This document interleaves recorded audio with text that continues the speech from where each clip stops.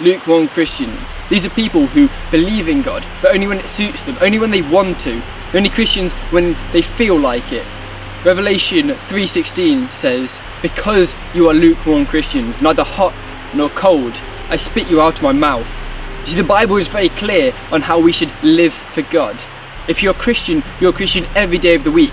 Jesus didn't say, "Follow me when you feel like it." He didn't say to the disciples, "Come follow me Sunday to Friday. Saturdays, do whatever you want." Or Monday to Friday, have the weekends off. He said, "Follow me every day." Jesus wants people who are committed to him. He doesn't want people who just don't have the passion. See, when you go to a restaurant, you don't order a lukewarm meal. If your food comes and you try it and it's only just slightly warm, you spit it out and you say, "What is this plate? Why are you serving me this food? I want something hot. I want something to warm me. I want something to fill me up. I don't want your cold, lukewarm rubbish." If your friend makes you a cup of tea, you drink it and it's cold, it's warm. You don't want that. You say, "What is this? Make me another tea. I want something that's hot. I want something to warm my soul. I want you to warm my inside." So why should our faith be any different? Why should we only love God when we want to? Why should we only live for God when we feel like it? If you're truly passionate about something, you want to do it every day of the week. If you love cycling, you want to be out on your bike all the time. If you're truly passionate about something, then you will want to do it every day in the week. You will desire to do it every day of the week, not just when it suits you. With God, there's no sitting on the fence. You're either for him or you're against him. Only a fool thinks that they can sit on the edge and wait until the end and say, "God, yeah, I kind of believed in you. I believed in you, but I didn't live for you." The book of James says, "Faith without works is dead." A Christian who only believes when they feel like it, a Christian who doesn't live out their faith, is dead. What is the point?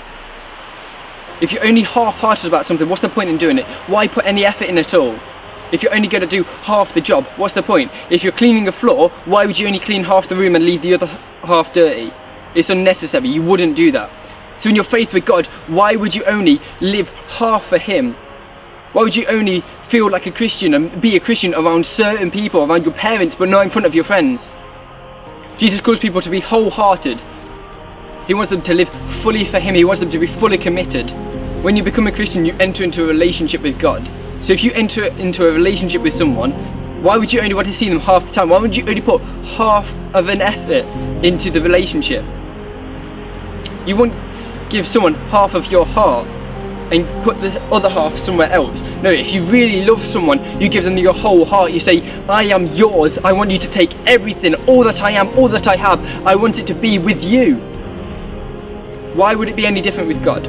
Why would we treat our faith as something small and minuscule that's sort of in the background, something that sits in the back of our mind?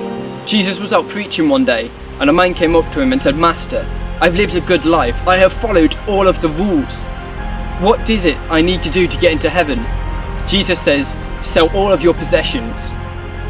But this man was a rich man and he loved what he had. He couldn't bring himself to sell all of his possessions. He only wanted to give half of his heart to Jesus. He said, "I will follow the rules, but only when they suit me, only when I like them." The moment he's taken out of his comfort zone and is told to sell everything, to give everything up, he says no. As Christians, we have to be willing to give everything up for Jesus. See, the persecuted church, the Christians on the other side of the world are willing to die for Jesus. And yet we're not even willing to talk about him in front of our friends. We're not willing to give up our time on Sunday. We're not willing to stop going to football practice on Sunday and go to church. We'd much rather pretend we're part of the world. I believe it's more dangerous to be a lukewarm Christian than it is to be an atheist.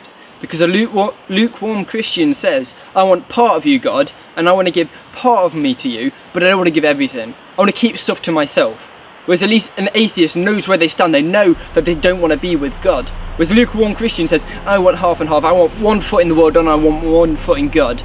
I want to half be with him and half not." And that is dangerous. That's a foolish lifestyle. It's so dangerous because you're saying, "God, I don't want all of you. I only want part of you. I only want the good stuff. I only like you when I feel blessed. I only like you when life is easy, when life is happy. But when life gets hard, where are you? Where's my blessing?" God knows that we're not perfect. He knows that we're sinners. He knows that we're not going to follow him all of the time and that we're going to mess up and we're going to make mistakes. That's the beauty of Jesus. That's the beauty of the cross.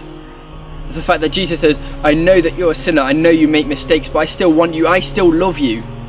There will be times in life where it's hard and where it's difficult and we say, God, where were you? Jesus doesn't ask for perfect people. He asks for those who are unperfect to follow him and to live for him. See, Jesus knows that we're not perfect and he knows we're going to mess up, but he still loves us, he still chooses us, he still died for us.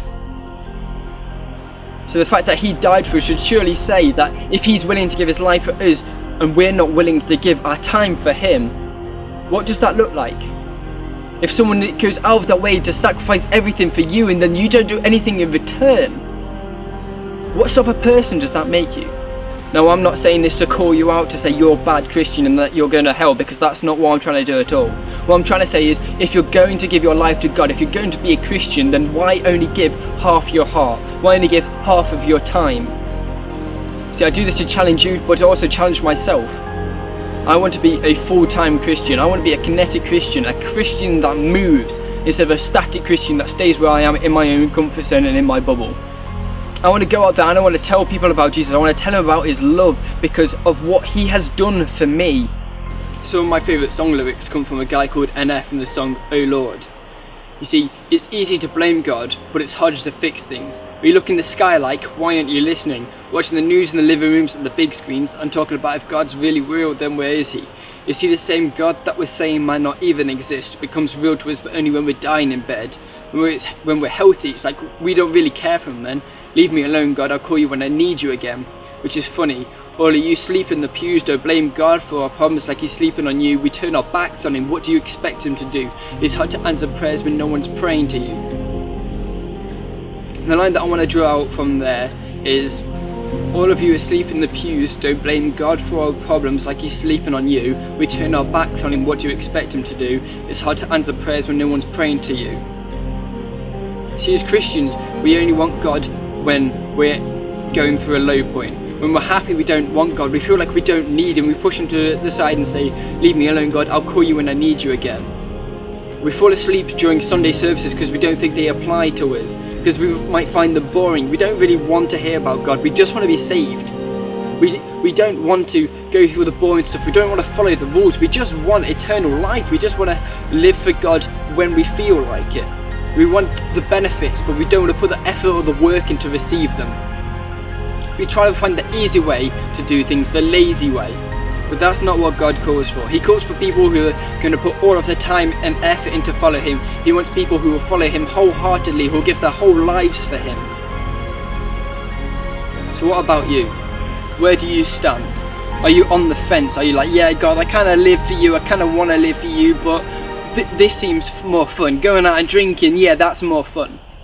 Or do you say, yeah, God, I want to live fully for you. Yeah, God, I want to give you everything, not just a little bit. I want to give my whole life to you. I want to stand for you wholeheartedly. One way to find out where you are with your walk with God is to test yourself and say, if Jesus said to me today to sell all of my possessions and to give everything up, could I do that? To sell all of my designer clothes, to sell all of my games consoles, to sell my house, to sell everything, to follow him, would I do that? Would I be willing and happy to do so? If you're not, then that's where you might want to think, actually, am I in the right place? Is my relationship with God right, or does it need some work?